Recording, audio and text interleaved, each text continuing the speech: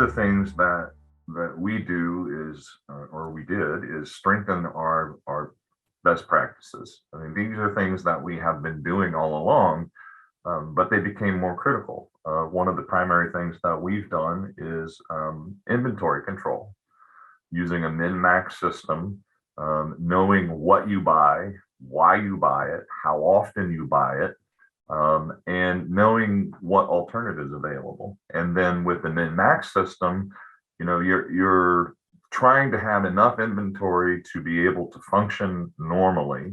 And again, there's that word again, to function at a normal level, but not buy so much that you're overstocking and you have stagnant money sitting in your shops.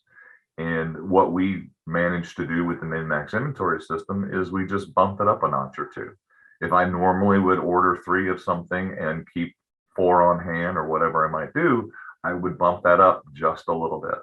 Another critical piece to this is having good relationships with your vendors, knowing who you talk to, who has access to what information, and keeping your ear to the ground and fostering those relationships. During the heart of it, I was probably talking to most of my vendors 2 or 3 times a week.